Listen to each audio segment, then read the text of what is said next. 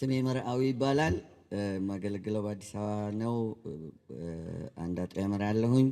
ከወንድማችን ቄስ ሳሚ ጋራ ብዙ ዓመት አብረን አገልግለናል። እግዚአብሔርን በጣም ስለርሱ አመሰግናለሁ።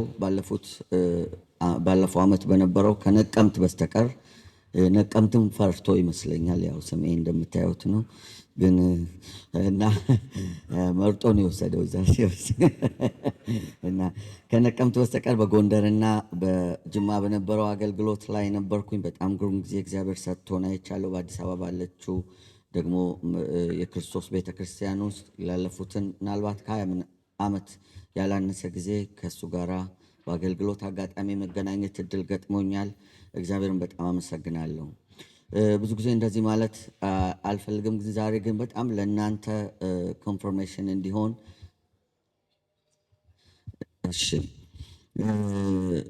ብዙ ጊዜ እንደዚህ ማለት አልፈልግም መድረክ ላይ ከወጣው በኋላ፣ ግን ዛሬ ግን የግድ ማለት ስላለብኝ እንግዲህ ስማቸውን አልያዝኩትም። ወንድማችንን ግን የክልሉ ርዕሰ መስተዳድር ወይም ፕሬዚደንት የእሳቸው አማካሪ የሆኑት በአጋጣሚ ደግሞ ለካ የሆነ አገልግሎት ላይ ተገናኝተን እናውቃለን። ሁለታችን ምናልባት ከዚህ በጣም ልጆች ሆነን እና እሳቸው ሲናገሩ ኮንፈርሜሽን ሆነኝና ይሄንን መልእክት በውስጥ የሚገላበጡ እንደ ርብቃ ልጆች የሚታገሉ መልእክቶች ነበሩና ደግሞ ከጸሎት ህብረቱም ጋር አብረን ስለምንጓዝ ለእነሱም እንደው ተደጋጋሚ እንዳሁን ሲመጣ ቆይ ብዬ ያስቀመጥኩ ነበር። ለዛሬው መልእክቱ ግን እሱ ነው። እግዚአብሔር ይስጥልኝ። በእውነት እኔ ባልጨምር ደስ ይለኝ ነበር፣ ግን ደግሞ ይህን ሳልናገር በሄድ በደል ነው። ሌላ መድረክ ላይ ተገናኝተን እንደዚህ አብረን ብናገለግል ሁሉ ተመኘው። ምክንያቱም እሳቸው የጠየቁትን ጥያቄ እኔ ዛሬ ይዤ የመጣሁት መልእክት ምናልባት ይመልሰው ይሆናል። ወደ አርባ ምንጭ ስመጣ ምናልባት 5ኛ ወይም 6ኛ ጊዜ ነው። አልፌ ነው ብዙ ጊዜ የሚሄደው ወደ ጂንካ። መጀመሪያ ሲሄድ እዚህ አረፌ ነበር። ከዛ ውጭ ደግሞ ጨንቻ ብዙ ጊዜ ተመላልሻለሁ። ጸሐፊም ደራሲም ነኝ እና አንደኛውን ጨንቻ የተመላለስኩበት ምክንያት ከ3 ጊዜ ያላነሰ ይመስለኛል የሄድኩት። ጨንቻ ላይ አንድ ትልቅ ማዕከል አለ፣ የወጣቶች ማዕከል አይደል? ከተማው ላይ በጣም የሚታይ ያ ማዕከል የሚያሰሩት ወገኖች ታሪካቸውን እንድጽፍ እድል ገጥሞኝ ነበር። ጽፌዋለሁ ታሪኩን። ማዕከሉም ሲመረቅ ነበርኩኝና በጣም አስገራሚ ስራ ስለነበረ እና አርባ ምንጭ በተለየ ሁኔታ ግን በምድሪቷ ሁሉ የምትታወቅበት በተለይ ኢትዮጵያ ውስጥ በጣም አብነት ሊሆን የሚችል ምሳሌ ሊሆን የሚችል የሰላም ተምሳሌት የሚሆን ተግባር ጋሞ አባቶች ካልተሳሳትኩኝ ያደረጉትን ለሰላም ያደረጉት ምን አለ ምድሪቷ ላይ ሁሉ እንደዚህ ቢሆን ብዬ ሁልጊዜ እመኛለሁ። ዛሬ ከዛ ጋር የተያያዘ መልእክት ነው የማስተላልፈው። ግን አስቀድሜ አንድ ምስክርነት መስክሬ ብቀጥል ደስ ይለኛል። በተለይ ከቄስ ሳሚና አብሮት ካሉት ከጸሎት አገልጋዮች እንዲሁም ደግሞ ባለፉት ዓመት ከተከናወነው ክንውን አንጻር እድሉን ቢያገኝ እሱ ቢናገር ሊነግራቸውም ይችላል። እኔ በወፍ በረር ትንሽ ልንገራቸው። አንድ ቀን ምናልባት ስንት ዓመት እንደሚሆነው ምናልባት ከ10 ዓመት በላይ ይሆነዋል። 13 14 ዓመት 2003 አይደል? በጣም ረጅም ጊዜ ነው እና አንድ ጠዋት ላይ ሳሚ ስልክ ደወለልኝ እና ምናልባት አገልግሎት ሊጋብዘኝ ይሆናል። ብዙ ጊዜ እሱ ነው የሚደውልልኝ እና ማለዳ ላይ ነው እና ትንሽ ሰላምታ ከተለዋወጥን በኋላ ጠፋህ ተባባልን። አልነበርኩም፣ ወደ አባይ ሄጄ ነበረ አለኝ። የዛን ጊዜ አባይ እንደውም አንድ ማቀው ወዳጅ የሆነ ገጣሚ አለ 2002 ላይ ያሳተመው መጽሐፍ ላይ አንድ አጭር ግጥም አለችው። የግጥሟ ምንድነው የምትለው? ቁጭት ነው የግጥሟ ርዕስ። አጭር ናት። ውዴ እንደ አባይ ወንዝ ስራ ላይ ያልዋለ አንቺ ጋራ ሳይደርስ እኔ ጋር የቀረ ብዙ ፍቅር አለ ይላል። አባይ የሚታወቀው ምንም ባለመስራቱ ነው። ግጥሙ ሌላ ቢሆንም ሐሳቡን ነው እዚህ ጋራ የማይሰራበት ወቅት ላይ ነውና ቄስ ሳሚ ሲነግረኝ አባይ ላይ ምንም የለም እና ለምን ሄደ አልኩት።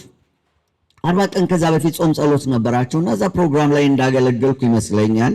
ጎስፕላይት ነው የነበረው ፕሮግራሙ፣ የወንጌል ብርሃን ቤተክርስቲያን ካሳንቺስ አካባቢ ያለው እና አይ ከዚያ በኋላ እግዚአብሔር ተናገረንና ለ21 ቀን ያክል ጾም ጸሎት እንደገና ገባን እና ስንጸልይ ቆየን። እግዚአብሔር በዛ ውስጥ ደግሞ በጣም ጥብቅ ነገር ተናገረን።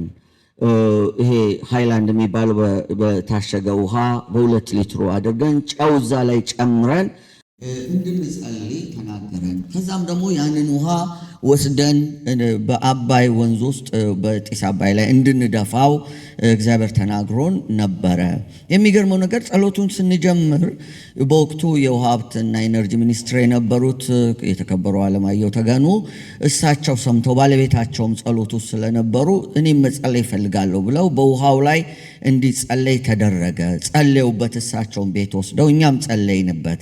ከዛ በስካይ ባስ ተያይዘን ማነው ያንን እኔ ወደ ባህር ዳር ያሉ አብያተ ክርስቲያናት ህብረትን አነጋግሬ ወደዛ በሚሄድበት ጊዜ በአጋጣሚ አቶ አሸናፊ ኢሳያስና ወይዘሮ ጀሚላ የሚባሉ ሰዎች አገኘው። ባልና ሚስት ናቸው። እኔ ደግሞ አቃቸዋለሁ። እኔ በግል አቃቸዋለሁ ሰዎቹን እና በኋላም አሁን የምነግራችሁ ታሪክ ከነሱም አፍ አረጋግጫለሁ እውነት እንደሆነ እና ስካይ ባስ ውስጥ ተገናኘን። ወዴት እየሄዳችሁ ነው ተባባልንና ለቁርስ ስንቀመጥ አይ ወደ ባህር ዳር እየሄድን ነው። ለምንድን ነው የምትሄዱት? ምን ሰምታችሁ ነው ብዬ ጠየቅኳቸው።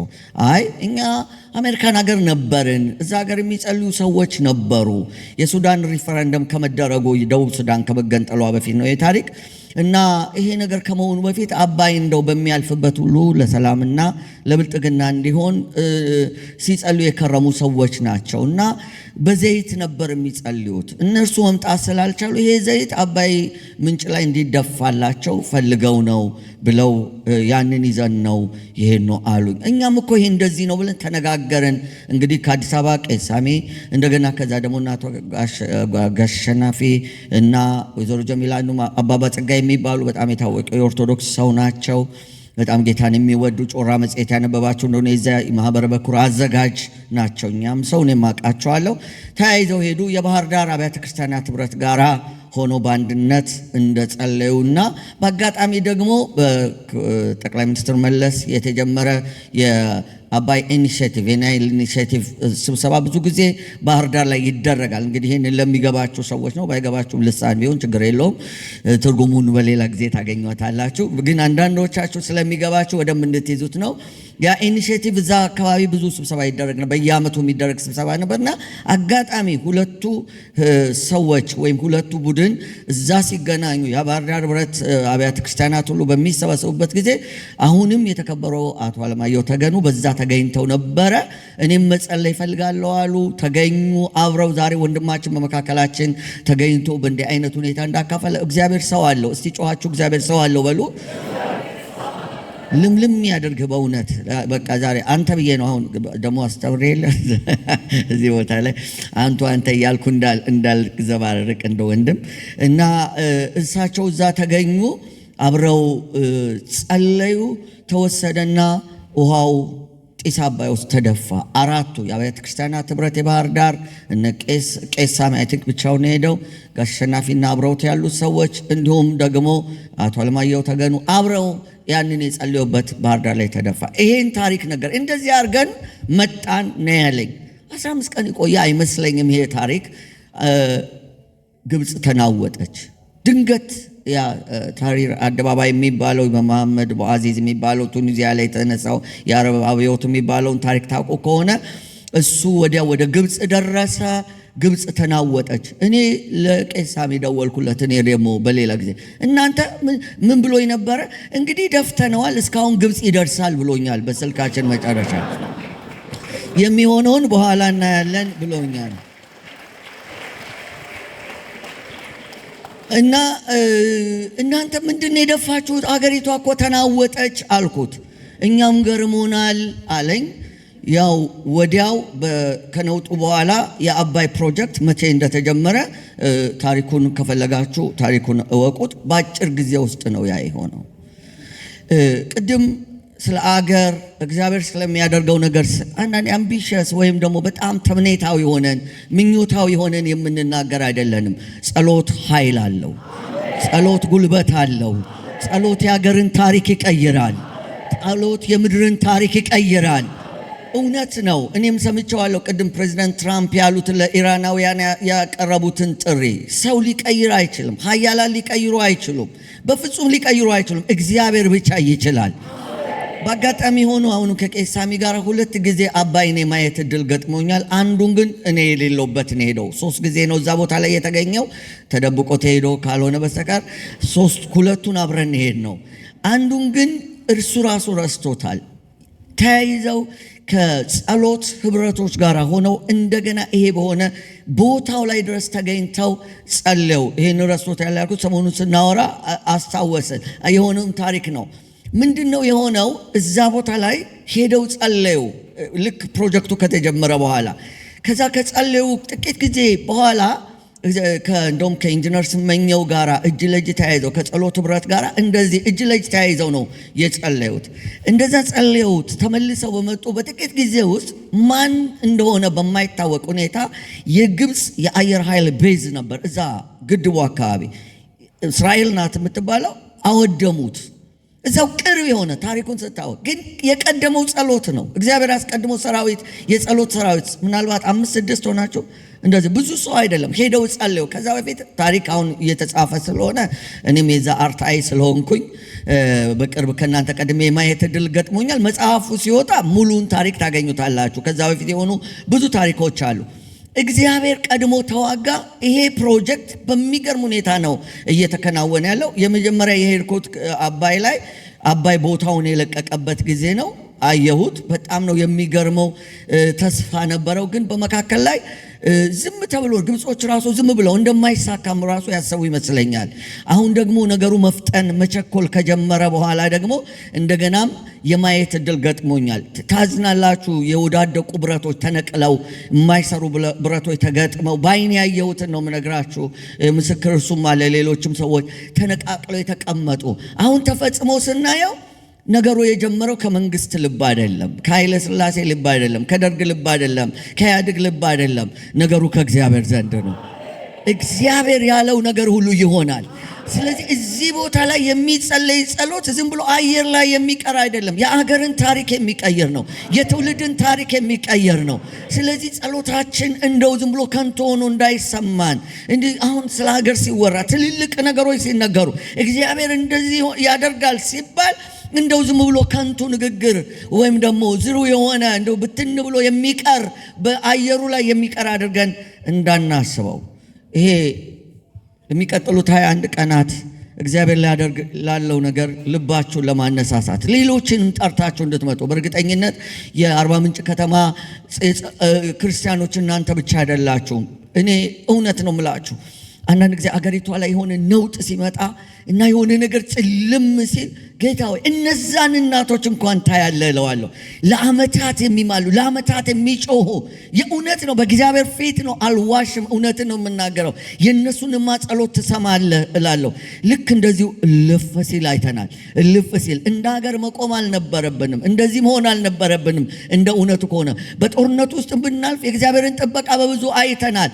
እግዚአብሔር ይሄንን ጦርነት ይሽርልናል፣ ቀስትን ይሰብርልናል። የሚመጣው ትውልድ የተሻለ ዘመን ያያል። በእርግጥ እግዚአብሔር ደግሞ ይሄንን ያደርጋል። በተቻለ መጠን አጠር አድርጌ መልእክቴን ለማስተላለፍ እሞክራለሁ። ስለ ምሕረትና ስለ እውነት ነው የምነግራችሁ። ከዚህ ቀጥሎ ያለው ዛሬ ይዤውት የመጣሁት መልእክት ነው።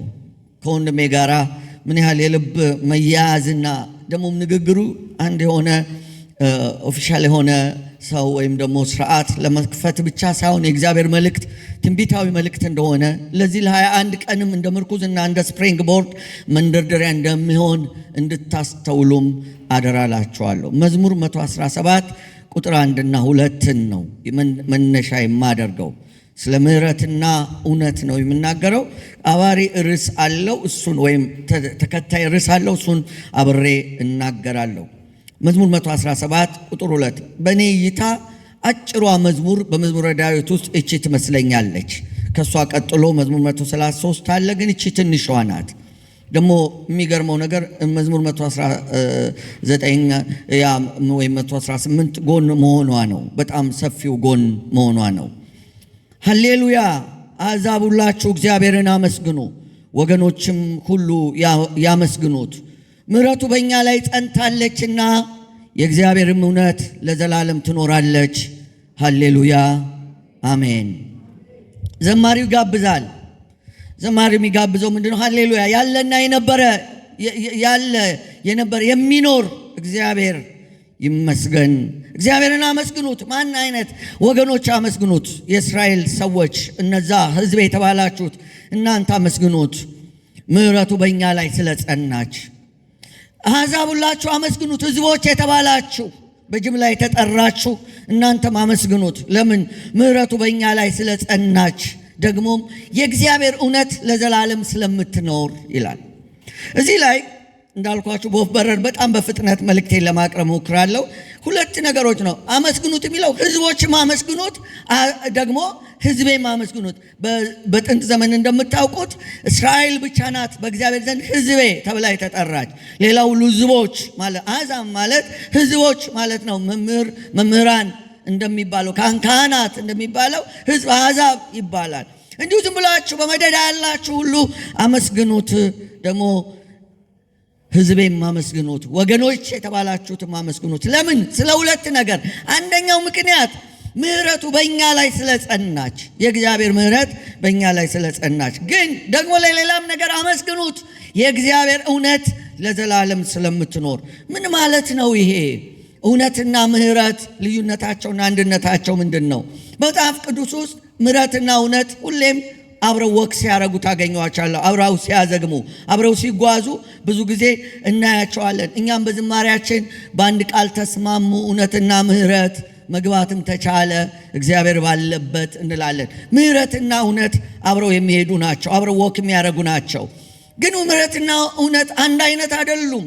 እንደውም አንዳንድ ጊዜ ተቃራኒ መስለው ሊታዩ ይችላሉ። ምሕረት ከእውነት የተለየ ነው። መጀመሪያ ደረጃ እውነት ምንድን ነው ስንል፣ እውነት ትክክል የሆነ ነገር፣ ፍጹም የሆነ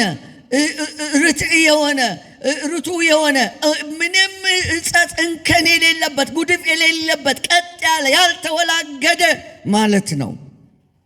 እና እንደ እውነቱ ከሆነ እውነት በጣም ከባድ ነገር ነው። በምድር ላይ ሰው እውነተኛ መሆን ይችላል ወይ? በእውነት መመላለስ ይችላል ወይ? እንደው እውነትን ጠብቄ እውነተኛ ሆኜ ቢል በጣም ውሸተኛ ይሆናል። በዚህ ምድር ላይ ሳለን በእውነት መኖር በጣም ከባድ ነው። አሁን ለምሳሌ እኔ አዲስ አበባ ላይ ትንሽ እነዳለሁ መኪና ማለት ነው። እና መኪና አዲስ አበባ ውስጥ ነድቶ ትክክል መሆን በጣም ከባድ ነው።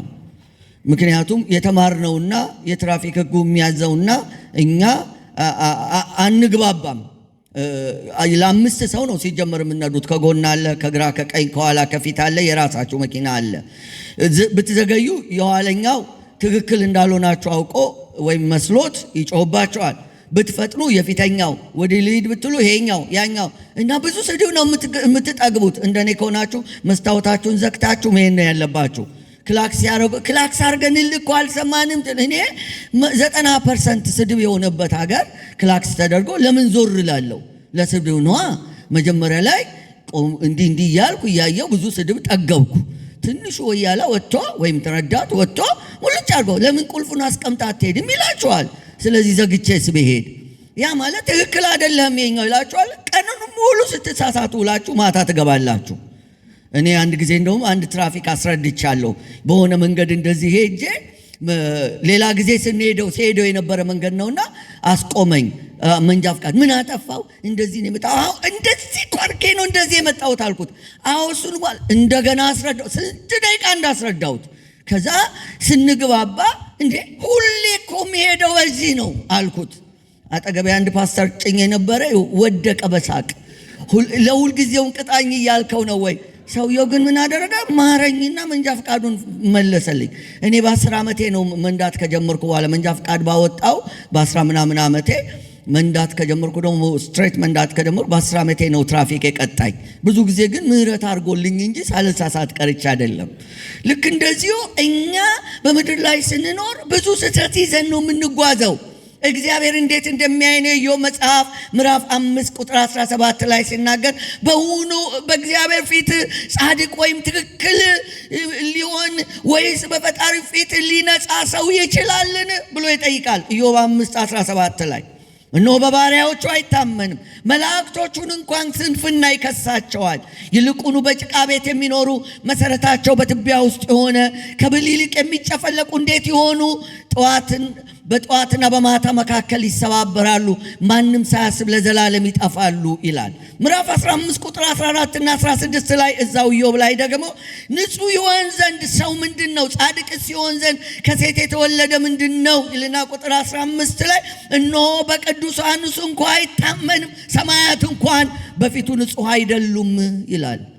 ስለዚህ ሰው በፍጹም ንጹሕ ሊሆን በእግዚአብሔር ፊት እውነተኛ ትክክል ሊሆን ይቸግረዋል። ይህንን ሊያስታርቅ ኢሳይያስ እንደዚህ ብሎ ጻፈ። እግዚአብሔርን በመፍራት ደስታውን ያያል ይላል። ስለ መሲሁ ነው ደስ ይላል ይሄ ቃል። ኢሳይያስ 11 ቁጥር 3 እና 4 ዓይኑ እንደምታይ አይፈርድም፣ ጆሮው እንደምትሰማ አይበይንም። ይሄ አምላካችን ዓይኑ እንዳየች ስላልፈረደ ጆሮው እንደሰማይ ስላልበየነ ነው እንጂ ማንም ሰው ንጹሕ ስለሆነ አይደለም። ስለዚህ ጌታ ኢየሱስ ክርስቶስን ላከ እግዚአብሔር። ለምን? እውነት ስለጠፋ የሚል ቃል አንብባችኋል። በምድር ላይ እውነት ስለጠፋ እግዚአብሔር እውነትን ራሱ ላከው። እውነተኛ የሆነውን አይደለም የላከው። እውነት ኢየሱስ ራሱን ሲገልጥ በተለይ በዮሐንስ ወንጌል ምዕራፍ 18 ላይ ደጋግሞ እውነት ይላል። ዮሐንስ ወንጌል ምዕራፍ 14 ላይ መንገድም እውነትም፣ እውነት ራሱ መጣ። እውነተኛው አይደለም የመጣው፣ እውነት ነው የመጣው ወደ ምድር። እና ጲላጦስ አንድ ጊዜ እንደዚህ አለው፣ እኔ ለእውነት ልመሰክር ስለ እውነት ስለዚህ ተወልጃለሁ፣ ከእውነት የሆነ ሁሉ ድምፄን ይሰማል። ለዚህ ነው እውነት ምንድን ነው አለው። አልመለሰለትም። ምክንያቱም እውነት በማስረዳት ሰው ውስጥ የምታስገቡት ነገር አይደለም። እውነት መገለጥ፣ እውነት አብርሆት ነው። እውነት ከጌታ ከራሱ ካልገባችሁ በስተቀር ኢየሱስ ጸጥ አለው ነው የሚለው።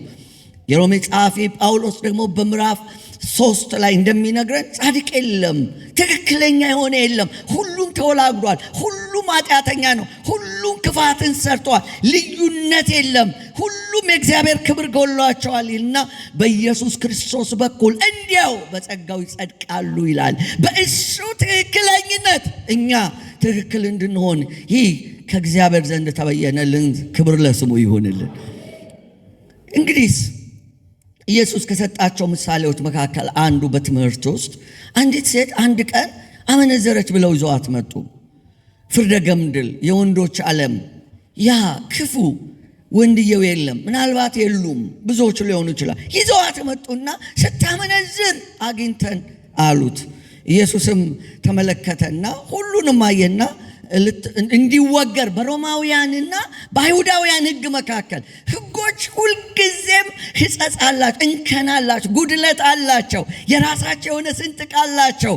በፍጹም ፍጹም ሊሆኑ አይችሉም። ልብ ብላችሁ አይታችሁ እንደሆነ የዓለምን ታሪክ ስታጠኑ በእግዚአብሔር ቃል ማለት ነው። በተለይ ስለ ሶስቱ ታላላቅ መንግስታት የመጀመሪያው የባቢሎን መንግስት ነው። ከዛ የፋርስና የሜዶን መንግስት ነው። ከዛ የግሪክ መንግስት ነው። ሁሉም መንግስታቸውን ያዋቀሩበት የራሳቸው ምሰሶ፣ ዋና ዋና ምሰሶ አላቸው። ባቢሎን ንጉሱ ነው ዋና ያለው ነገር ይሆናል። ፋርስና ሜዶን ደግሞ ህጉ ነው። ህጉ እንደ ፋርስና ሜዶን ህግ ኢቭን ንጉሱ ሊሽረው አይችልም። የፋርስና የሜዶን ህግ። ወደ ግሪክ ስትመጡ ደግሞ ሲስተም ነው። በተለይ ስለ ሄሌናውያን ስለ ሄሌኒዝም የምታውቁ ካላችሁ ግሪኮች ሲስተሙን ነው ያቆሙት። ሲስተሙም ሆነ ህጉም ሆነ ንጉሱም ሆነ ፍጹም ሊሆኑ አይችሉም። ስለዚህ ነው በምድር ላይ ፍትህ ስለጠፋ የሚለው። እውነት ስለጠፋ እሱ ራሱ መጣና እሱ በሮማውያንና በአይሁዳውያን መካከል ህግ ሰንገው ሲያቀርቧት ከናንተ ኃጢአት የሌለበት ቀድሞ ይገራታል። ሁሉም ከሕፃን ጀምሮ ከሽማግሌ ጀምሮ እስከ ሕፃን ድረስ ወጥተው ሄደው ኢየሱስ ምን አላት? እኔም አልፈርድብሽም ሂጂ አላት።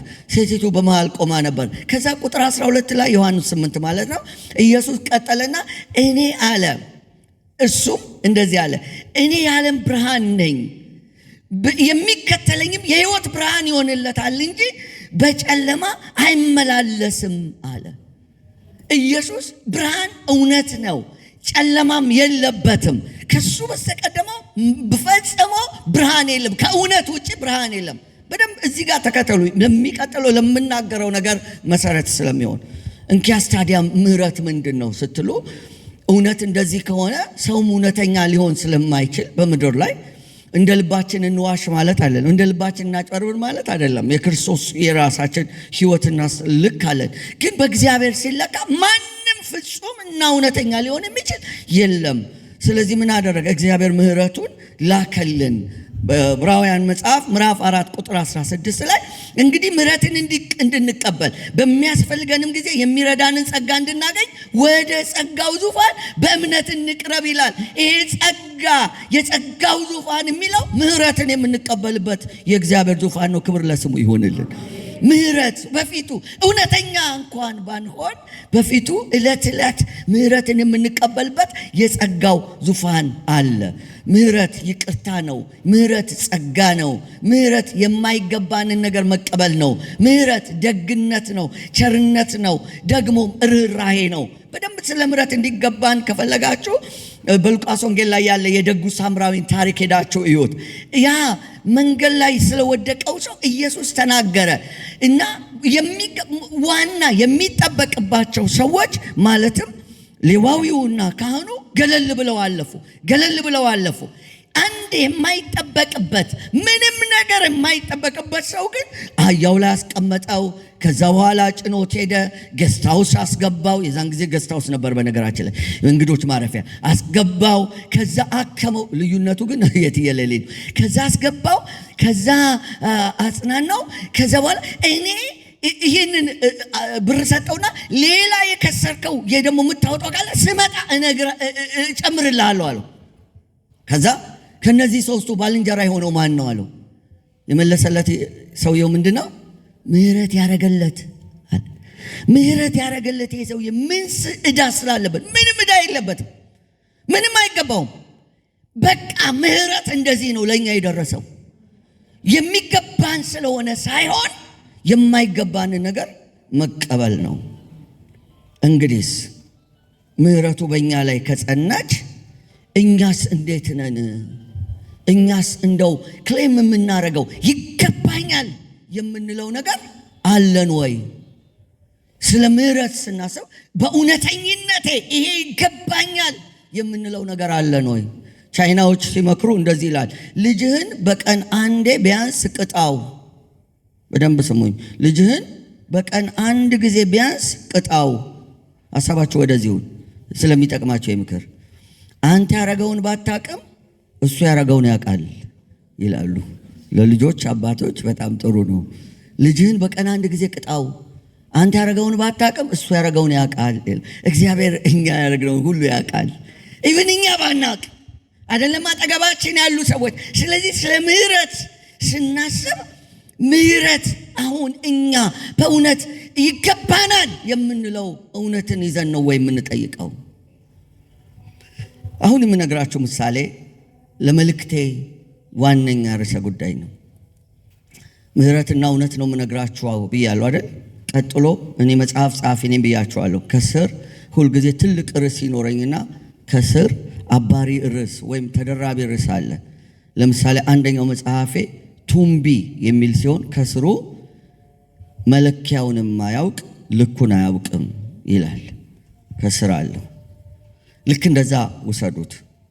የአሸዋና የዓለቱ ላይ ጽሑፎቻችን። ይሄ ነው መልእክቴ። የአሸዋና የዓለቱ ላይ ጽሑፎቻችን። ሰውየው ከጓደኛው ጋር ረጅም የበረሃ ጉዞ ሲጓዙ ድንገት በሐሳብ አለመግባባት ምክንያት ይጣሉና አንደኛው ሰውዬ ጉልበተኛው ደካማውን ይደበድበዋል፣ ይጎዳዋል፣ ያደማዋል። መንገድ ላይ ጥሎ መሬት ላይ ጥሎ ይረግጠዋል። እስኪደማ እስኪያለቅስ ድረስ ነው የደበደበው። እሺ በቃው ተወው። ከተነሳ በኋላ ተደብዳቢው አንድ አሸዋ ስፍራ ላይ ሲደርስ በጣም የምወደው ጓደኛዬ፣ ወዳጄ አምኜው በረሃ ብሄድ ደበደበኝ፣ አቆሰለኝ፣ ረገጠኝ፣ ሰው በሌለበት ገላጋይ በሌለበት ብሎ አሸዋ ላይ ጻፈ። ያም ሰው ትንሽ እንደሄደ ደብዳቢው ተጸጸተ። ይቅርታ አድርግልኝ አለው። በቃ እንደው ወደም ፍላት ነው አለው። የልባቸውን እየተጨዋወቱ ሲሄዱ እንደዚህ ወንዝ አገኙ። እና ወንዙ ላይ ሲደርሱ እየታጠቡ ገላቸውን። በነገራችን ላይ የመጀመሪያ አርባ ምንጭ ስመጣ የሆነች የተሻገርናት አንድ ወንዝ ነበረች። ልክ ልንገባ ትንሽ ሲቀረን እሷ ወንዝ ጋር መኪና ተበላሽ ያዘን እና ከኛ በፊት ደግሞ የሆነ መኪናን ገልብጦ ምናምን አደጋ ሁሉ ደርሷል። እና እንዴት ተሳቀን። በዛ ላይ ሹፌሩ ታመመ። ሬዶታ ማስገባት የማይችል ሹፌር ያዘ። በመሳቀቅና ጥሩ ትዝታ የለኝም መጀመሪያ ስገባ እና ደራሽ ይመጣል ብለን ሰግተን ነበር የዛን ጊዜ። እነሱ ግን ደራሽ መጣባቸው። ደራሽ መጣና ድንገት ነጥቋቸው ሊሄድ ሲል ሁለቱም ጓደኛሞች፣ ያ ደብዳቢው ጠንካራ ነው፣ ዋና ይችላል። ተደብዳቢ ዋና አይችልም። ያንን ደካማ ፍጥረት ታድሎ ነፍሱን መስዋዕት አድርጎ የራሴን ብቻ ላትርፍ ሳይል አተረፈው ነፍሱን። በጣም አመሰግናለሁ አለው። እግዚአብሔር ይስጥልኝ አለ። ጥቂት እንደተጓዙ ግን አንድ ብዙ አሸዋ አልፈው አለት ጋር ሲደርሱ አንዴ ጠብቀኝ አለና አለቱ ላይ ቆይቶ ይሄንን ጻፈ። በጣም የምወደው ጓደኛዬ ዛሬ ገላችንን ስንታጠብ ወንዙ ውስጥ ውሃ ሊወስደኝ በነበረ ሰዓት ሕይወቱን መስዋዕት አድርጎ ሕይወቴን አተረፈ ብሎ ጻፈ። ጓደኛው ግራ ገባው። እናም እንዲጠየቀው ቅድም ደብድቤ ያ ሁሉ ጉዳት አድርሼብህ ግን የጻፍከው አሸዋ ላይ ነው። አሁን ብዙ አሸዋዎችን አልፈህ አለት ፈልገህ ጊዜ ወስደህ ጻፍክ፣ ለምንድን ነው አለው። ወንድሜ ያንን አሸዋ ላይ የጻፍኩትን ተመልሰን ብናየው የለም። አለቱ ላይ ግን ነገም የዛሬ ወርም የዛሬ ዓመትም የዛሬ ምናምን ዓመትም ብንመጣ እናገኘዋለን። ክፉ ነገርህን መጻፍ አልፈልግም፣ መጻፍ የምፈልገው ደግ ደግ ነገርህን ነው አለ። ወገኖች ሆይ አስቀድሜ ወደ ፕራክቲካል ወደ ሆነው ስነ መለኮት ከመሄዴ በፊት ሌላ የአንድ ሰውን ታሪክ በወፍ በረራ እንድታስቡ ፈልጋለሁ። ዳዊት በእግዚአብሔር ቃል ውስጥ አስደናቂ ስፍራ የነበረው ነው። ከመጽሐፍ ቅዱስ ውስጥ ብዙ ጊዜ ስሙ የተጠቀሰ ዳዊት ነው ይባላል፣ የነገር መለኮት ምሁራን እንዳጠኑት። ዳዊት እግዚአብሔር ከወንድሞቹ መካከል ወስዶ ንጉሥ ሲያደርገው ማንም የማያውቀው የአባቱ እንኳን ጥሩ ልጅ አልነበረም። እንደውም አንድ ሰው በቅርብ ጊዜ ምን ብሎኛል፣ በደንብ አላረጋገጥኩም። እናትና አባቴ ተውኝ፣ እግዚአብሔር ግን ተቀበለኝ ብሎ ዳዊት ከሌላ የተወለደ ልጅ ስለሆነ ነው እንደዛ የተተወው ብለው ሲናገሩ ሰምቻለሁ። ይሆናል ዳዊት የተተወ ሰው ነው። አባቱ ጠብቅ ብሎ ያለው ሰው ነው። ዳዊት ወንድሞቹ ትዕቢተኛ፣ ያላቅሙ የሚንጠራራ የሚሉት ነው መጽሐፉ ላይ እንደተጻፈው። ዳዊት የሰፈር ሰው አያውቀውም። ጎልያድን ከገደለ በኋላ ነው እልፍ ገዳይ የተሰኘው። ዳዊት በዘመኑ የነበረ ቃሉ ከመሬት ጥብ አይልም የተባለለት ሳሙኤል የሳተው ሰው ነው። ሳሙኤል ስቶ አያውቅም፣ የሳተው ዳዊትን ብቻ ነው። ዳዊት መንግስት ለሱ የሚሆን ዩኒፎርም ያላዘጋጀለት የሚመጥን ምን ማለት መሰላችሁ? ብዙ ጊዜ አሁን እቺ ጥሩ ናት፣ አንዳንድ ፑልፒቶች በጣም ይከልሉናል እኛን። ቅድም አሁን እዛ ጋር ካሜራውን እያየው ወንድማችን ስትወጣ እንትን አለ ትንሽ እና ካሜራማኑን ጠራውና ተቆርጧል፣ እዚህ ጋር ደረስክ ማለት ለእኛ ብዙ ጊዜ ፑልፒቶች የእኛ 10 ሳንቲም የእኛ ቤተክርስቲያን እኔም አብሮኝ የሚያገለግለውን ፓስተር ሌሎቹም እንደዚሁ ልከኛ ስለሆንን አሜን እና እንትን 10 ሳንቲም ቆርጠነዋል። ፑልፒቶች ብዙ ጊዜ ይሸፍኑናል፣ እንደ ልብ አያሳዩንም። ለዳዊት ዩኒፎርም የለውም መንግስት። ዳዊት ጠላት አያውቀውም። የናቀው አንተ ብሎ የናቀው ሰው ነው። እግዚአብሔር ግን አከበረው። ግን ዳዊት አንድ ቀን ሳተ። ይህ ሰውዬ ምሕረት የበዛለት በሰው የተናቀው ዳዊት አንድ ቀን ሳተ፣ ፈጽሞ ሳተ። የማይገባ ነገር አደረገ። እኔ መጽሐፍ ቅዱስ ውስጥ ስህተት የሌለባቸው ጥቂት ሰዎች ናቸው። ከሁሉም ግን እንደ ኦሪዮን የሚያስደንቀኝ ሰው የለም። የጽድቁ ልክ ኦሪዮን ከጦር ሜዳ ተጠርቶ ከሚስት ጋር ተኛ ሲባል የእግዚአብሔር ታቦት እዛ ሆኖ ለማን ነው የሚዋጋው? ለዳዊት ነው የሚዋጋው፣ ለእስራኤል ነው የሚዋጋው፣ ለእግዚአብሔር ነው የሚዋጋው። ኧረ በፍጹም አለ። መጠጥ ጠጥቶ ከዓላማው ዝንፍ አይልም። ከጦር ሜዳ የመጣ ወታደር ከሚስቱ ጋር ለመተኛት ምን ያህል እንደሚዋጋ እኮ። እኔ ፓስተር እንደመሆኔ ብዙ ነገር ስለማቅ ብዙ ነገርም ስለማነብ ይህ ሰውዬ ግን ኖ ያለ ሰው የጽድቁ ልክ የትየለሌ ሚስቱን ደፍሮ አሰክሶ ሊያስነውር ደብዳቤ ሰጥቶት የግድያ ደብዳቤውን ላከው። ስለዚህ ላችኋል ኦሪዮን እንዴት እንደሞታ የውጊያ ስትራቴጂው ራሱ ልክ እንዳልነበረ ዳዊት አውቆ ሲቆጣ ኦሪዮን በዛ መስመር ነበር በሉት አለ የጦር አዛዡ። ይህንን ሰውዬ የበደለውን ሰው እግዚአብሔር ተሳሰበው። እናንተ ዳዊት ዘመዳችሁ ቢሆን ዳዊት የእናንተ አጎት ቢሆን ይህንን እንዳረጋ አውቃችሁ ዳዊትን አውቀዋለሁ ትላላችሁ? ዳዊት የኛ ቤተ ክርስቲያን አባል ነው ትላላችሁ? ቅድም ወንድሜ ሲናገር ይሄ ዘመን ብዙ የመንግስት ኃላፊዎች ወንድሞች ናቸው። ግን እኔ እሸማቀቃለሁ። ይቅርታ አድርጉልኝ። በጣም ነው የምሸማቀቀው ከሚያደርጉት ነገር የተነሳ ስለማቃቸው ተስፋ የማደርገው ነገር ነበረኝ፣ ትንቢት ነበረኝ። ወንድሜ አንድ መጽሐፍ እልክልሃለሁ አስታውሰኝና እልክለታለሁ።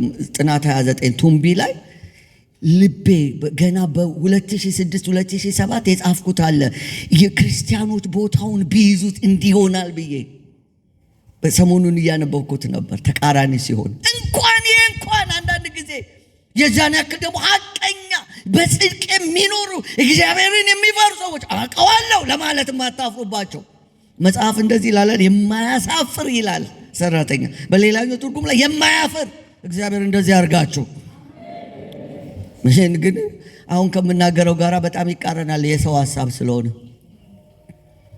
እግዚአብሔር ግን ዳዊትን ያ ሁሉ ነገር ሰርቶ በብሉይ ኪዳን ለክፋት ማነጻጸሪያው ኢዮርብዓም ነው። በኢዮርብዓም ሄዱ መንገድ ሄዱ፣ ቀላል መስሎ ታያቸው ይላል። ለደግ ነገርስ ዳዊት እኔ በሆነ አላረከው። ይሄ እግዚአብሔር ግን ዳዊትን ቀጣው፣ ተሳሰበው፣ ከዛስ ረሳው። አሜን። እርሱ ነው የሚገርማችሁ። ማቴዎስ ወንጌልን መጀመሪያ ስትከፍቱ ቁጥር 1 ላይ ኢየሱስን ሲገልጠው የዳዊት ልጅ ብሎ ነው። እሺ ጸሐፊው ማቴዎስ ይሁን እሱን የጻፈው እንዳትሉ፣ ኢየሱስ እኔ ዳዊት ልጅ ነኝ እያለን የመጣው የዳዊት ልጅ ዳዊት ይህ ሁሉ ነገር አድርጎ። ኧረ ከዚህም የሚገርም ነገር አለ። ራእይ ላይ የመጨረሻው ምዕራፍ ላይ እኔ ዳዊት ስር እና ዘር ነኝ፣ የሚያበራም የንጋት ኮከብ ነኝ። አሜን። ቁም ነገር ልነግራቸው የፈለግኩትና ወደኛ ላመጣው የፈለግኩት ነገር እውነት ስለሌለው ነው። እግዚአብሔር ዳዊት ያረገውን ነገር ስለማያውቀው ነው። ቀላል ስላረገ ነው ኃጢአቱ? ኧረ አይደለም፣ ተሳስቦታል። በጽኑ መተሳሰብ እንዴት እንደቀጣው ማመን አንችልም። ታዲያ እንዴት ነው? ምህረት፣ እውነትን የሚሸፍን ምህረት፣ እውነት ላይ የሚቆም የእግዚአብሔር ምህረት። ያ ሰውዬ እውነት አለው። አሸዋ ላይ የጻፈው እውነት አለው። አለቱ ላይ የሚበልጠውን እውነት ጻፈ። ወደ ራሳችን ላምጣው፣ ወደኛ አስቀድሞ እንደ ግል ግንኙነቶቻችን አብረን ከሰው ጋር ባለን ግንኙነት ያሸዋውን ነው የምናጎላው? አሸዋ ላይ የምንጽፈው ምን አይነቱ ነው? አለቱ ላይ የጻፍነው ምን አይነቱ ነው? እንደ ቤተ ክርስቲያን ግንኙነታችን የጻፍናቸው ታሪኮች ምን ይመስላሉ? በትዳር ግንኙነታችን የጻፍነው ነገር ምን ይመስላል? እናቶች ሲተርቱ የባል ደግነቱ ባትናገር ሚስቱ ይላሉ። የባል ደግነቱ ባትናገር ሚስቱ። ብዙ ጊዜ አእምሮአችን ሁለት ክፍል አለው ይባላል። ውለታ የሚያስቀምጥበትና ክፉ ነገር የሚያስቀምጥበት። ብዙ ጊዜ የምናወጣቸው ነገሮች ክፉን ነው የምናወጣው፣ ደጉን ወዲያው ነው የምንረሳው። ዶክተር በድሉ ዋቅጅራን ታውቋቸዋላችሁ አንዳንዶቻችሁ አይደለ? እሳቸው የጻፉት አንድ ግጥም አለ። ግጥሙ ሰፊ ስለሆነ እዚህ ብዙ አላነበውም ወይም አልነካውም። አንድ አባት ለወንድ ልጁ ነው የሚመክረው። እቺ ግጥሟን አይደለም ውስጡ ያለውን ሐሳብ እንድትረዱ ይፈልጋል። ለልጁ ምን ይነግረዋል? እናቴ ሲል ልጄ አትሞኝ፣ እናት ለእኔ ሚስቴ አንተ እንደምታስበው አይደለችም ነው ሙግቱ። ደግና ሲለው ደግ አይደለችም ለእኔ ይለዋል። ባልየው ነው እንደ ባል ሲያስብ። ከዛ የሙግቱ ዋና ሐሳብ አንተ ሚስት የለህም፣ እኔ ግን እናት ነበረኝ፣ እንደ እናት ስታስባት ነው እንደዚህ የሆነችው ይላልና ከግጥሙ ትንሽ ቀንጭቤ ላንብብላችሁ ከመንፈሳዊ ነገር በደንብ እያሰባችሁ። አዎ ልጅ አውቃለሁ የኔና የአንተን ሴት አይኗን እያየው ክንዴን አንተርሻት ከጎኔ ተኝታ እሷን አስባለሁ። የዘፍጥረት ውልን ርቀት ጥልቀቱን እመረምራለሁ። እንስፍስፍ አንጀቷን ኮረንቲ ምላሷን የመላእክት እምነቷን የሴጣን ቅናቷን ነጋ ጠባ እያየው እቺ ሴት ሚስት ናት ወይስ እናት ላለው? አዎ ልጅ አውቃለሁ እናት ኖሮኝ ቢያውቅም እናት ግን አላውቃት። ይገረግርሃል አትስማው ብሶቴን፣ ጅል ትመስለኛለህ ገሏን አትንገረኝ። አንተ ሚስት የለህም እኔ እናት ነበረኝ። አውቃለሁ ልጄ እናት መልአክ ናት። እናት ይቅርታ አይታም አትጠገብ ከጧት እስከ ማታ ካመሻህ አትተኛም። ህልሟን ትፈራለች ጉዳትን ችግርክን ካሳየኝ እያለች። የኔ ሚስት ልዩ ናት አታውቅም ይቅርታ። ስታስበኝ ውላ ከጧት እስከ ማታ ካመሸው አተኛም። ህልሟን ትፈራለች ከቆንጆ ሴት ጋር ሲሳሳቅ ሲቃበጥ ባይወስ እያለች። ፍጹም አትተኛም ህልሟን ትፈራለች። አዎ ልጅ አውቃለሁ የኔና ያንተ ሴት ወደር አልባዋ ሴት የሚገልጣት ጥበብ ከቶ ያልተገኘላት እናት ጸሎት ናት ከፈጣሪ ምልጃ ኃጢአትን አጥቦ ስሬት ማውራጃ። ስድብ እርግማኗን የእናት ነው አይደርስም ስሜት አደፍርሶ ቂም አያስቋጥርም። እቺ ሴት ሚስቴ ናት ባጠፋ እርግማኔ ለእግዜር አሳባቂ ኢምንታ ኃጢአቴን በንበዋ አድማቂ። ስድብ እርግማኗ አጥንትን ይሰብራል ቀን ቁጥሩ አይጠፋም ልብ ውስጥ ይቀራል። ይቀጥልና አዎ ልጅ ያውቃለሁ እናት ኖሮኝ ቢያውቅም እናትን አላውቃት። ይገነግናል አትስማው ብሶቴን፣ ጅል ትመስለኛለህ ገሏን አትንገረኝ። አንተ ሚስት የለህም እኔ እናት ነበረኝ። የኔና ያንተ ሴት ለቃሌ ሁለት መፍቻ አላት። እችን በደንብ ስሙ። የኔና ያንተ ሴት ለቃሌ ሁለት መፍቻ አላት። ልትፈትናት ካሻህ አልወድሽም በላት። ለአንተ አልወድሽም ስድብና ቁጣ እልሁ አይገነፍል ክፉ ካፉ አይወጣ። እኔ ግን ይችን ሴት ሳት ብሎኝ እንኳን አልወድሽም ብላት ምጽአት ነው ትርጉሙ ፈውስ አልባ ህመሙ። ከምሰሶሳችን ስር ገሞራ ፈንድቶ መተሳሰባችን ጣራና ግድግዳው በማዕበል ተመቶ ይሰጥማል ጀልባችን የአብሮነታችን ይልና እወቅበት ልጄ ይላል። እቺን በደንብ ያዙልኝ። እወቅበት ልጄ ፈጣሪ ባሰረው አይፈታ ቅኔ በሔዋን ረቂቅ ነፍስ ግራ እንዳትጋባ።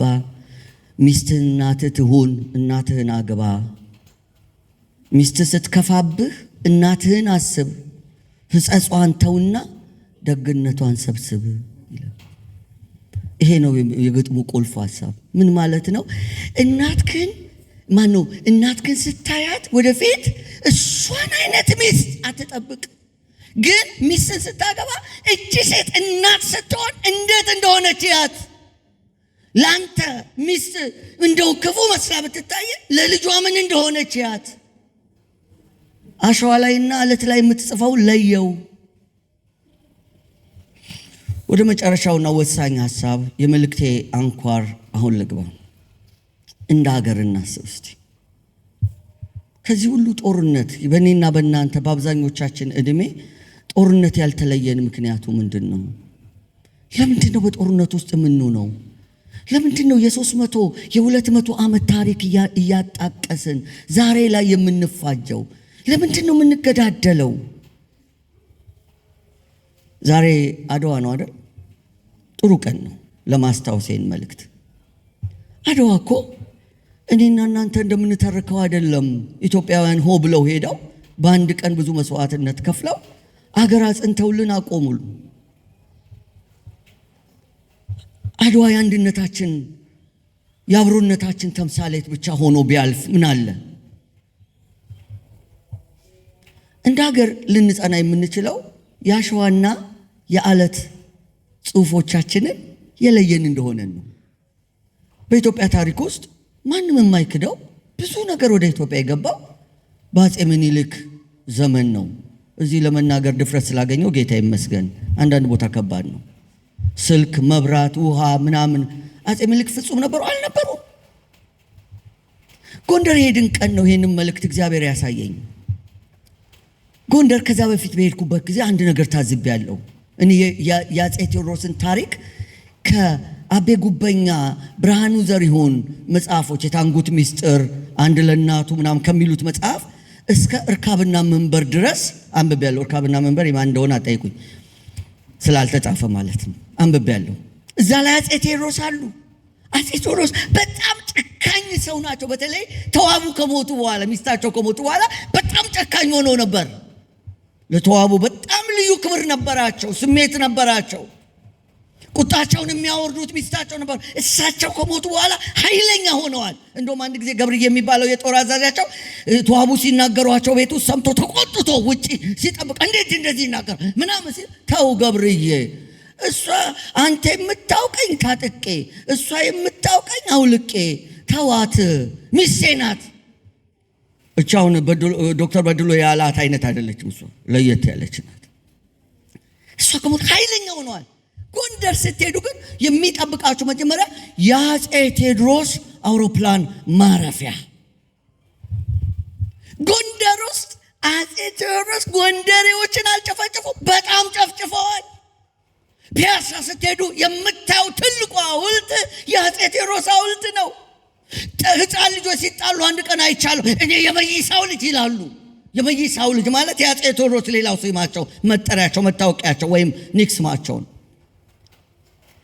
ምንድን ያላችሁ ነው? ጎንደሬዎቹ አፄ ቴዎድሮስን አሸዋ ላይ የሚጽፉላቸውንና አለት ላይ የሚጽፉላቸውን ስለለዩት ነው። ሌላ ምስጢር የለውም።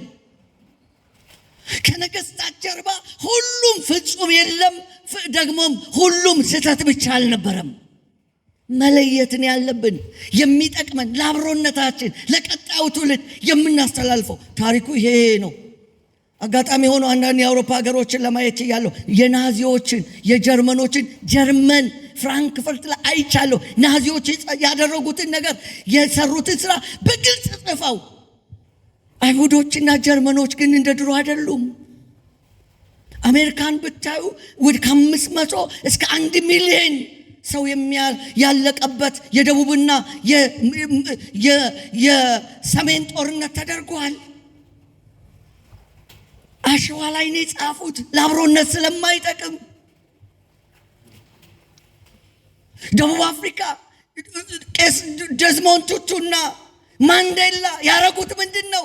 የአፓርታይዱን ዘመን እዚህ ጋር እንዝጋው ብለው አሸዋ ላይ ጻፉት። አለቱ ላይ የደቡብ አፍሪካን አንድነት የሚያጸና ነገር አደረጉ። ሩዋንዳ ብትሄዱ በሁቱና በቱትሲ መካከል የተፈጠረው ተመሳሳይ ነገር ነው። ወደ ስካንዲኔቪያን ሀገሮች አውሮፓ ብትሄዱ ኖርዌይ፣ ስዊድን፣ ዴንማርክ፣ ፊንላንድ ለዘመናት የቆየ ጦርነት ውስጥ አልፈዋል። አለት ላይ የሚጽፉትንና አሸዋ ላይ የሚጽፉትን የለዩት። እኛስ እንደዚህ ብናደርግ ጌታ ቢረዳን። የመልእክቴ ማጠቃለያ ይሄ ነው። 6 ኪሎ ሐውልት አዲስ አበባ ስትሄዱ የሆነ ነገሩን አንስተውታል ይባላል። ግን የካቲት 12 አይ ቲንክ ካልተሳሳትኩ የተጨፈጨፉ ሰማዕታት አሉ። ማንም የዚህ ዘመን ሰው ግን ጣሊያንን ያንን ሐውልት አይቶ ጣሊያንን አምርሮ ሲጠላ አላየሁም። ያዙ ልቀቁኝ እቺ ሰለቶ ምናምን ብሎ ገጥሟቸው ያውቃል? የለም። ለምንድን ነው እኛ እንደዚህ ቅርማ እንባባለው? አንድ ጊዜ እችን ጠቃሚ ነገር ስሙኝ። 2000 በፈረንጆች ይመስለኛል ሎሜ ቶጎ የአፍሪካ ህብረት እነ ሊቢያ እና ሌሎችም እነ ግብፅ ሆነው የአፍሪካ ህብረት መቀመጫን ከኢትዮጵያ ለመውሰድ ያሴሩ ነበር። በተለይ ጋዳፊ ዘመን በሚያሰሩበት ጊዜ ጠቅላይ ሚኒስትር መለስ አንድ የአለት ጽሑፍ አወጡ። ዩቲዩብ ውስጥ ገብታችሁ ጉግል አድርጋችሁ ከፈለጋችሁ ሎሜ ቶጎ ፕራይም ሚኒስትር መለስ ብላችሁ ያወጣላችኋል ጎልጉሎ። ለሀገራቸው ጥሩ ባይሆኑም ለአፍሪካ ህብረት ያደረጉት ብለው ኃይለ ሥላሴን ኮሎኔል መንግስቱን ጠቀሱ። ንግግራቸው እጅግ ዝነኛ ከሆነ የተነሳ ብዙዎቹ የአፍሪካ ሀገሮችን አሳመነ። የአፍሪካ ህብረት መቀመጫ ሆነ። አሁን የአፍሪካ ህብረት መቀመጫ በመሆኗ ምክንያት ኢትዮጵያ የምታገኘው ፕሪቪሌጅ ምን ያህል እንደሆነ አስቡት። በአንድ ንግግር አንድ ንግግር ሀገርን ያፈርሳል። አንድ ንግግር ሀገርን ያቆማል። እንደ ቤተ ክርስቲያን እንደ ቅዱሳን የኢትዮጵያ ቤተ ክርስቲያን እኔ በቅርብ የኢትዮጵያ ቤተ ክርስቲያንን ታሪክ ልዲያ ተስፋዬ የጻፈችውን አነብ ነበር። የኢትዮጵያ ቤተ ክርስቲያን የአባቶቻችን ታሪክ የስደት፣ የመከራ፣ የውግዘት፣ የመገለል እንደ ዜጋ ሳይቆጠሩ አባቶቻችን ግን ጽፈው የሄዱት አደራ ቀን ሲወጣላችሁ ተበቀሏቸው አይደለም ያሉት። ምህረትን ያወረሱ ትምህርት ቤት ሲሰሩ፣ ሆስፒታል ሲሰሩ፣ አዲስ አበባ ውስጥ ትልልቅ ተቋማት የሰሩት እነዛ የተሰደዱ አባቶቻችን አላወረሱንም። እኛ ክርስቲያኖች ነን። የምህረት ልብ ነው ሊኖረን የሚገባው። ጦርነት ሊቆም የሚችለው ወንድማችን የጠየቀውን ጥያቄ ሊቆም የሚችለው ቀስት ሊሰበር የሚችለው የአሸዋውና የዓለቱ ታሪክ ሲለይ ነው። የጋሞ አባቶችን በዚህ አጋጣሚ በእውነት በእግዚአብሔር ፊት መባረክ ፈልጋለሁ። እነዛ ቄጠማ ይዘው በቀል ለበቀል ሳይሆን ተው ያሉ፣ አብሮነታችን ይበልጣል ያሉ፣ ያቆሙ፣ እዚህ ደም እንዳይፈስ የከለከሉ እንደ ቤተ ክርስቲያንማ እንዴት! ይሄ ነው መልእክቴ። በእነዚህ 21 ቀናት እዚህ የሆነው ነገር ምድሪቷን ይውረስ፣ ሰሜኑን ይውረሰው፣ ደቡቡን ይውረሰው፣ ምዕራቡን ይውረሰው፣ ሁሉንም ይውረስ። መለየት ይሁንለት ይሄ ትውልድ። ዛሬ የጌታን ራት በአንድነት በምንወስድበት ጊዜ ከአንዱ አካል የተቆረሰ ከአንዱ አካል የደማ ደም እንደምንወስድ እንደምንካፈለው ልክ እንደዚሁ አንድነታችን እንደዚህ ይጽናልን።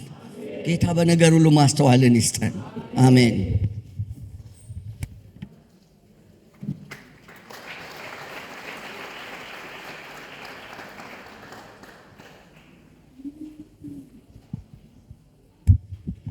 ክብር ለጌታ ይሁን። ወደ መጨረሻው ፕሮግራም ደርሰናል። ፓስተርን ጌታ ይባርክ በሉት። ጌታ ይባረክ። ሚሻለን ይሄ ነው። አንድ መሆን ይሻላል። ምንም አልተጠቀምንም። ይልቁንም አንድነት ማውራት ከጀመርን በኋላ መጠቀም ጀምረናል፣ መለወጥ ጀምረናል። ጌታ ይባረክ። ከዚህ በኋላ ፈጠን ብለን የጌታን ራት አብረን እንወስዳለን። የጌታን ራት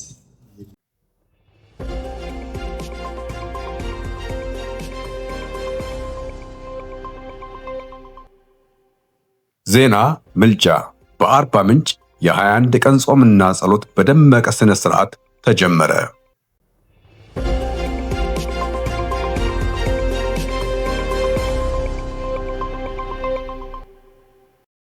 ይህን ክልል ለአንተ አሳልፈ ሰጠ። ሁሉ ለምችለው ለእግዚአብሔር አሳልፈ ሰጠ። በየቦታ ያሉ ችግሮች በእነዚህ በ21 ቀናት ውስጥ በጌታ በኢየሱስ ስም ከአምላክ እግዚአብሔር የመጨረሻ እልባት የመጨረሻ መልስ እንዲገኝ ለአንተ አሳልፈ ሰጠ። አምነን አምነን ሁሉ ለምችለው ለአንተ አሳልፈ ሰጠ።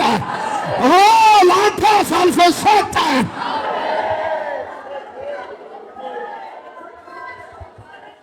ሰላም በምድራችን ላይ ይሁን። አርባ ምንጭ ከተማ ለ21 ተከታታይ ቀናት የሚካሄደው የጾምና ጸሎት መርሃ ግብር ዛሬ ከየካቲት 23 2018 ዓ.ም በደመቀ መንፈሳዊ ስነ ስርዓት ተጀመረ። ፕሮግራሙ እስከ መጋቢት 13 2018 ዓ.ም ድረስ በተለያዩ የከተማው አብያተ ክርስቲያናት እየተካሄደ ይቀጥላል። የመክፈቻው መርሃ ግብር በሲቀላ ቃለ ሕይወት ቤተክርስቲያን የተካሄደ ሲሆን የአርባ ምንጭ ወንጌላውያን አብያተ ክርስቲያናት መጋቢዎች፣ ቄሶች፣ የቤተክርስቲያን አመራሮች፣ የመንግስት ኃላፊዎችና የከተማው ምዕመናን ተገኝተዋል። ተሳታፊዎቹም በአንድነት ቅዱስ ቁርባንን የየአጥቢያው ቄሶች፣ መጋቢያንና የቤተ ክርስቲያን መሪዎች በተገኙበት በአንድነት በመውሰድ ፕሮግራሙን በጸሎትና በባርኮት አስጀምረዋል። እግዚአብሔር አምላካችን የተባረከ ይሁን። በጌታ በኢየሱስ ክርስቶስም ይሄ ጉባኤ የተባረከ ይሁን። በጌታ በኢየሱስ ክርስቶስም ይሄ ጉባኤ የተባረከ ይሁን። ከአምላካችን ከእግዚአብሔር የተነሳ ይሄ ጉባኤ የተባረከ ይሁን። ይህን ጉባኤ የሚቋቋመው መንፈስ ከዚህ ሰዓት ጀምሮ በኢየሱስም የተመታ ይሁን። አባቶች፣ እናቶች፣ እህቶች፣ ወንድሞች ሁሉ ተባረኩ። እግዚአብሔር ይህን ጉባኤ ይባርክ። ከዚህ ሰዓት ጀምሮ እስከሚያልቅ ድረስ እስከ 21 ቀን ድረስ በኢየሱስ ክርስቶስም የተባረከ ይሁን። ክብር ለጌታ ይሁን። ተባረኩ። ወደ ስፍራችሁ ሂዱ።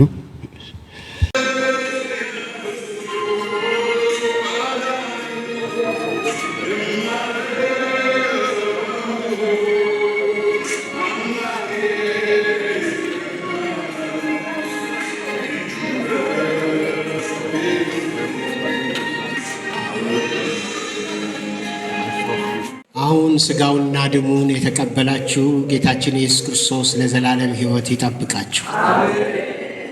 በዚህ ጉልበት ሄዳችሁ እሱን አገልግሉት። እግዚአብሔር ይባርካችሁ። እግዚአብሔር ይባርካችሁ። ከበባችሁ ይበተን። ከበባችሁ ይበተን። በእናንተ ላይ ቀና ቀና ያለ የተዋረደ ይሁን። በእናንተ ላይ አፉን የከፈተ አፉ ይዘጋ። ወደ እናንተ የተለጠጠ ቀስት ወደ ወርዋሪው ልብ ይመለስ። እግዚአብሔር ይባርካችሁ። እግዚአብሔር ከክፉ ይጠብቃችሁ። ተከናወኑ፣ ድል አድርጉ። በድል እንድትኖሩ የዲያብሎስ ምክር ከእናንተ ላይ ይፍረስ። ጥንስሱ ይደፋ። በጌታ በኢየሱስ ክርስቶስ ስም የታጣው ነገራችሁ ይገኝ። የራቀ ነገራችሁ ይቅረብ። የተዘጋ ነገራችሁ ይከፈት። ዝም ያለ ነገራችሁ ይናገር። የጨለመ ነገራችሁ ይብራ።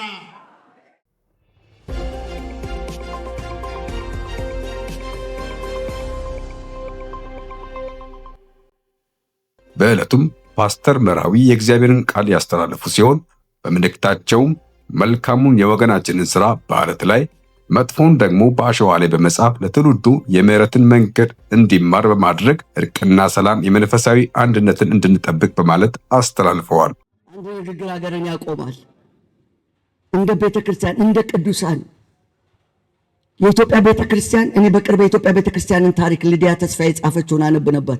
የኢትዮጵያ ቤተ ክርስቲያን የአባቶቻችን ታሪክ የስደት፣ የመከራ፣ የውግዘት፣ የመገለል እንደዚህ ጋር ሳይቆጠሩ አባቶቻችን ግን ጽፈው የሄዱት አደራ ቀን ሲወጣላችሁ ተበቀሏቸው አይደለም ያሉት፣ ምህረትን ያወረሱ። ትምህርት ቤት ሲሰሩ፣ ሆስፒታል ሲሰሩ፣ አዲስ አበባ ውስጥ ትልልቅ ተቋማት የሰሩት እነዚያ የተሰደዱ አባቶቻችን አላወረሱንም። እኛ ክርስቲያኖች ነው የምህረት ልብ ነው ሊኖረን የሚገባው። ጦርነት ሊቆም የሚችለው ወንድማችን የጠየቀውን ጥያቄ ሊቆም የሚችለው ቀስት ሊሰበር የሚችለው የአሸዋውና የዓለቱ ታሪክ ሲለይ ነው። የጋሞ አባቶችን በዚህ አጋጣሚ በእውነት በእግዚአብሔር ፊት መባረክ ፈልጋለሁ። እነዛ ቄጠማ ይዘው በቀል ለበቀል ሳይሆን ተው ያሉ፣ አሮነታችን ይበልጣል ያሉ፣ ያቆሙ፣ እዚህ ደም እንዳይፈስ የከለከሉ እንደ ቤተ ክርስቲያንማ እንዴት! ይሄ ነው መልእክቴ። በእነዚህ 21 ቀናት እዚህ የሆነው ነገር ምድሪቷን ይውረስ፣ ሰሜኑን ይውረሰው፣ ደቡቡን ይውረሰው፣ ምዕራቡን ይውረሰው፣ ሁሉንም ይውረስ። መለየት ይሁንለት ይሄ ትውልድ። ዛሬ የጌታ ምራት በአንድነት በምንወስድበት ጊዜ ከአንዱ አካል የተቆረሰ ከአንዱ አካል የደም ማህደር እንደምንወስድ እንደምንካፈለው ልክ እንደዚሁ አንድነታችን እንደዚህ ይጽናልን። ጌታ በነገር ሁሉ ማስተዋልን ይስጠን። አሜን። ለከተማይቱ መንፈሳዊ ታድሶ፣ አንድነትና ሰላም እንዲሰፍን በዕለቱ የተገኙ መሪዎች ጥሪ አቅርበዋል። በመርሃ ግብሩ ላይ የተገኙ አማኞች ይህ የ21 ቀን የጸሎት ቆይታ በከተማዋ ላይ መልካም ለውጥ እንደሚያመጣላቸው እምነታቸውን ገልጸዋል። አመሰግናለሁ። ስሜ ከአምላክነሽ ደሳለኝ ይባላለሁ። የመጣሁት ከሼቻ ሙሉ ወንጌል አጥቢያ ቤተክርስቲያን ነው። በዛ በተለያዩ ዘርፎች አገለግላለሁ። የእህቶች ህብረት ላይ ኳየር ላይ አገለግላለሁ። ያው በከተማችን እግዚአብሔርን እጅግ አድርገን ነው የምናመሰግነው። ጌታ ስሙ የተባረከ ይሁን። በከተማችን ውስጥ እንደዚህ አይነት እግዚአብሔር የሚጎበኝበትንና የታላቁ ዝናብ ካፊያ መንገድ መጥረግ ስራ የሚሰሩ እግዚአብሔር ሰዎችን አስነስቶልን በዚህች በተለይ በደቡብ ኢትዮጵያ ለመጸለይ የ21 ቀን የጾም ጸሎት ፕሮግራም በማወጅ ስለመጡት እጅግ በጣም ነው እግዚአብሔርን የምናመሰግነው። ምክንያቱም ስንጠባበቅም ስለነበር ጌታ እንዲጎበኘንም እንፈልግ ነበርና ከዚህ እድል እንዳንጎደል ጌታ ረድቶናል። ይሄ ትልቅ እድል ነው። እግዚአብሔር የተባረከ ይሁን። እሺ፣ ስሜ ኦሎባ ኦሳኬ ይባላል። የመጣሁት ከእናት መካነ ኢየሱስ ከአርባ ምንጭ እናት መካነ ኢየሱስ ነው። ዛሬ የዚህ የ21 ቀን ጸሎት መክፈቻ በእውነት በጣም ገራሚ ጊዜ ነበረ። ምዕመናን በጣም በነቂስ የወጡበት፣ መሪዎች ደግሞ ከየአጥቢያ መጥቶ የጌታ እራትን አብረን የተካፈልንበት፣ እንደዚሁም ደግሞ የመንግስት ኃላፊዎችም መጥቶ የጸሎት ርዕስ የሰጡበት፣ በዚህ መካከል ደግሞ አስገራሚ የእግዚአብሔር ቃል በተለይ ሰዎች ስለሆንን እኛ በራሳችን በእግዚአብሔር ፊት የምንቆምበት ጽድቅ የለንም። ምክንያቱም አንድ ሰው እውነተኛ ሆኖ በእግዚአብሔር ፊት ሊገኝ ይችላል ወይ የሚለውን ስንመለከት ሰው በእግዚአብሔር ፊት ፍጹም ሆኖ እውነተኛ ሆኖ መገኘት አይችልም። ስለዚህ እውነተኛ ሆነን ለማንገኝ እውነት የሆነው ክርስቶስ ደግሞ መጥቶ እሱ ራሱ እውነት ሆኖ መጥቶ በህይወታችን ላይ የኛን ቤዛ ሆኖልን ለኛ ፈንታ ሆኖልን የመጣበትንና እኛም ደግሞ የሱ ጽድቅ ተካፋዮች እንደሆንን ከቃሉ ተምረናል። በተለይ በጣም የሚያስገርመው አለት ላይ መጻፍና አሸዋ ላይ መጻፍ የሚለው ምሳሌ በጣም ነው የገረመን። ስለዚህ ብዙ ጊዜ የኛ ትልቁ ችግር የሰው ጭንቅላት ሁለት ክፍሎች አሉ ይባላል የሚለውን እንደ ምሳሌ አንስቶ በአንዱ በኩል በጣም የተጎዳበትን ቅምን እና ቁርሾ የሚይዝበት፣ በሌላ በኩል ደግሞ ደስታን ጥሩ ነገር የሚይዝበት የሚለውን ሐሳብ አስቀምጠዋል። ይሁንና ግን በተለይ በአለት ላይ መጻፍ ያለብን በጎ ነገሩን መልካም ነገሩን በአለት ላይ ብንጽፍ ለታሪክ ለትውልድ ቢያልፍ፣ ነገር ግን በጣም የተጎዳንበት ስጋ ለባሽ ስለሆነ ስሜት አለ፣ ጉዳት አለ፣ ሐዘን አለ። እነዚህን ነገሮች ግን በአሸዋ ላይ ብናደርግ ለትውልድ ባያልፍ የሚለው በተለይ ቃል ያቀረበው ሰው ያስተማረበት መንገድ በጣም አስተማሪ ነበረ። በተለይ የመጀመሪያ ቀን ፕሮግራም ሲያስጀምሩ ለመሪዎች የነበረውን ፕሮግራም ለመካፈል እድል አግኝቻለሁ። በዛን ቀንም እግዚአብሔር ተናግሮናል። ከዛም በመቀጠል የተሐድሶ በተለይ ስለመታደስ ለምን ያስፈልጋል የሚለውንም ስልጠና ለመውሰድ እድል አግኝቻለሁ ከመሪዎች ጋር። በተጨማሪ ደግሞ ባለፈው 3 ቀናት የ3 ቀን ስልጠናውንም እንደዚሁ ተካፍያለሁ። እግዚአብሔርን አመሰግናለሁ። በእነዚህ በ3 ቀናቶች ውስጥ የተላለፉት መልእክቶች ምንድናቸው? በተለይ የስልጠናው ይዘት መንፈሳዊ ውጊያ በሚል ነው። ውጊያ ከየት ይጀምራል?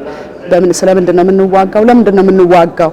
ስንዋጋስ ምን ለብሰን ነው? ዕቃ ጦራችንስ የእግዚአብሔር ቃልን ለብሰን መዋጋት እንደሚገባን በጣም እግዚአብሔር በስፋት ሲያስተምረንና ሲናገረን ነበር። ከጸሎት ጎን ለጎን ደግሞ ዕውቀት ያስፈልጋል፣ ቃል ያስፈልጋል እና ለጸሎት ቲም ይህንን ቃል በማሳለፋቸው በመተላለፉ በእርግጥ ነው በዚህ በደቡብ ኢትዮጵያ ላይ በጋሞ ዞን ላይ እንደዚሁም ደግሞ በአርባ ምንጭ ከተማ ላይ ከዚህ በፊትም የሰላም ተምሳሌት የሆነችው አርባ ምንጭ ላይ ከጸሎቱ ጋር ከቃሉ ጋር ጥሩ ነገር ተዘርቷል። ስለዚህ ጥሩ ነገር እንደተዘራ ጥሩ ነገር ይበቅላል ብዬ አምናለሁ እና እጅግ በጣም ደስ ብሎናል። የጸሎት ጊዜ መልካም ነበረ፣ የቃል ጊዜ መልካም ነበረ። የጌታ ስጋ ደም የተካፈልንበት መንገድ እውነት ለመናገር በጣም የሚገርመኝ ነገር ሰው በአንድ አጥቢያ እንኳን አስቸጋሪ በሆነበት ላይ ከሙሉ ወንጌል ላይ ከቃለ ሕይወት ላይ ከመካነ ኢየሱስ ላይ ከሕይወት ብርሃን ላይ እንደዚህ አብሮ መሪዎች ካህኖች አብሮ ሆኖ ደምና ስጋ ተካፍለናል። ይሄ አንድነት እግዚአብሔር ያስቀጥላል ብዬ አምናለሁ። እጅግ በጣም ደስ ብሎናል።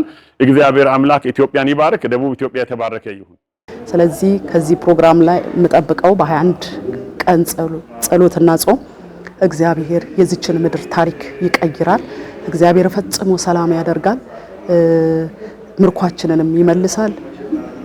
አሁን ላይ የምንጸልያቸውን ነገሮች በሙሉ እግዚአብሔር ስቴፕ ባይ ስቴፕ በረከቱን ይለቅልናል።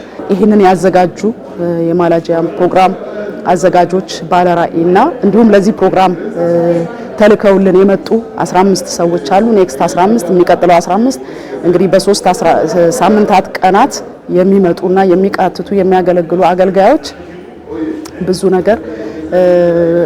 ነገር ያግዙናል። ከኛ ጋር ሆነው ይጸልያሉ። እግዚአብሔር የተሻለ ጊዜ ያደርግልናል። እነርሱም ስለመጡ በዚህ ስፍራ ላይ ስለተገኙ እግዚአብሔር ይህንን ሁሉ ምቹ ዕድል ስለሰጠን ክብር ለጌታ ይሁን። እነሱንም እባርካቸዋለሁ። እግዚአብሔር ይባርካቸው። ክብር ለኢየሱስ ይሁን። አመሰግናለሁ። በተለያዩ አብያተ ክርስቲያናት በመንቀሳቀስ እንደሚቀጥልና በቀጣይ ቀናትም ፕሮግራሙ በምዕመኑም ዘንድ ከፍተኛ መንፈሳዊ እንቅስቃሴ እንደሚፈጠር ተስፋ ተደርጎበታል። በጠንካራ ክንዴ በብርቱ ኃይል እቀጣዋለሁ እንዳለ ዛሬ ይቀጣ። በኢየሱስ ስም በላተኛው ይቀጣ። የወንጌል ጠላት የሆነው ይቀጣ። የሰላም ጠላት የሆነው ይቀጣ። የወንጌል ጠላት የሆነው ይቀጣ። የደስታ ጠላት የሆነው ይቀጣ። የእውነት ጠላት የሆነው ይቀጣ። በጌታ በኢየሱስ ስም የተቀጣ ይሁን። ከሰማይ በተላከ ኃይልና ክንድ